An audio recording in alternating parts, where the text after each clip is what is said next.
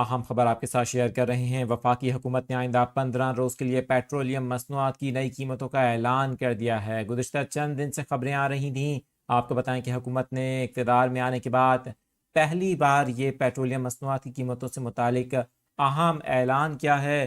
آپ کو اس حوالے سے بتائیں کہ وزارت خزانہ نے ڈیزل کی قیمت میں 1.77 روپے فی لیٹر کی کمی کا اعلان کیا، جبکہ پیٹرول کی قیمت کو برقرار رکھنے کا فیصلہ کیا گیا ہے۔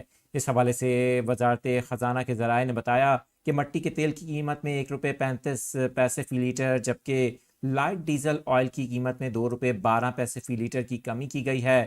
اس حوالے سے یہ بھی بتایا گیا ہے کہ پیٹرول کی قیمت کو برقرار رکھنے کا فیصلہ کیا گیا ہے۔ نئی قیمتوں سے متعلق نوٹیفیکیشن بھی جاری کر دیا گیا ہے۔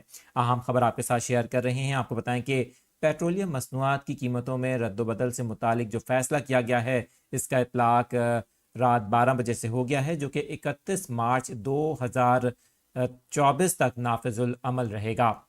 ہمارے وہ ناظرین جنہوں نے ابھی جوائن کیا ہے، آپ کو بتائیں کہ حکومت کی جانب سے پیٹرولیم مصنوعات کی قیمتوں میں اضافے یا پھر نئی قیمتوں سے متعلق جو فیصلہ کیا گیا ہے، اس سے متعلق آپ کو بتا رہے ہیں کہ پیٹرول کی قیمت کو برقرار رکھنے کا فیصلہ کیا گیا ہے، جبکہ جو لائٹ ڈیزل ہے اور اس کے ساتھ ساتھ مٹی کا تیل ہے، اس کی قیمت میں اور ڈیزل کی قیمت میں کمی کرنے کا فیصلہ کیا گیا ہے۔